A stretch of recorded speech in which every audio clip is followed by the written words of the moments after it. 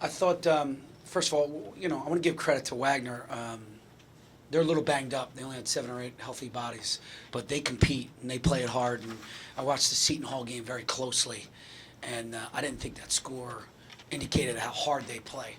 And I was actually really excited to compete against them because I thought it would help us early in the season to get a good competition. We didn't start off great, but I'll tell you what, that second half, I thought we came out flying around, turned them over a little bit, sped them up a little bit. Ball started going through the basket for us.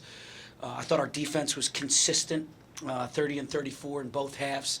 I think we have the opportunity, or I think we have the makings of an elite defensive team. We got to tighten up some things, which we will do this week before Thursday. But I'm encouraged about our defense, where it is. Offensively, we get a little stagnant, but still, overall, we got to the free throw line. I thought we moved the ball. We got some good shots, just didn't go early. But we didn't let that affect us. So I was really, really proud of the way the guys competed for the total of 40 minutes.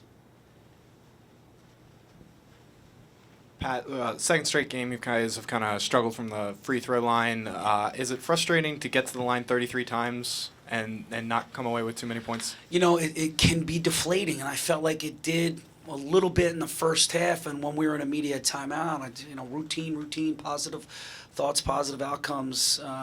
We just got to keep getting there, keep putting ourselves in that situation, and hopefully it'll gradually get better because we work on it in practice, trust me. I spend time on free throw shooting. Pat, the starting backcourt of Myron, MJ, Miles, and Jamari, they all have kind of different skill sets, but they seem to be clicking together really well right now. How do you get the most out of each of those guys? I think it comes down to really being intelligent with their minutes. I thought Jamari, second half was fantastic. Started off a little slow. Even though Miles didn't shoot the ball well, he still had 5 assists. So some real positives there. There's other things that could be done out there. 5 rebounds, 5 assists. He went 6 for 6 from the free throw line. He was a bright spot. But obviously we look at him, he's the 3-point shooter, and he's bringing other intangibles, which is fantastic.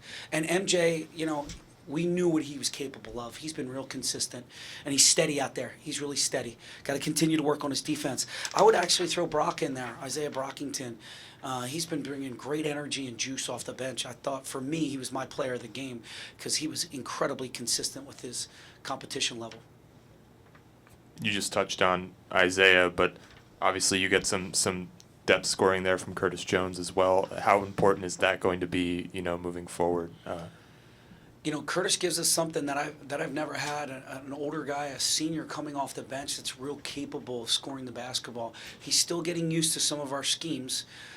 He's still hesitating on the defensive end, but offensively he's very aggressive, and I think he showed what he's capable of. That's only his second game back, so he's still got to get the rust off a little bit. He's only going to continue to get better. And what a luxury it is to have an Isaiah Brockington coming off the bench, redshirt sophomore, technically a junior, and a senior coming off the bench where years past they were freshmen. Like, I'm bringing Seth Lundy along slowly, patiently. In years past he would have to start. Right, or he'd be the 6th man. Now he's the 10th man. So that's a good thing for us. Coach Rayer, with having the distributing guards that you guys do, how important do you think it is, specifically in the half court, to get the bigs going, like John, like Mike, like even Lamar? Touch on that. Yeah, and that's our game plan. I feel like they're the best front court in the country, maybe even the Big Ten. And we got to get them touches, and that was the goal early on. Lamar got a ton of touches early on. Mike got a ton of touches early on.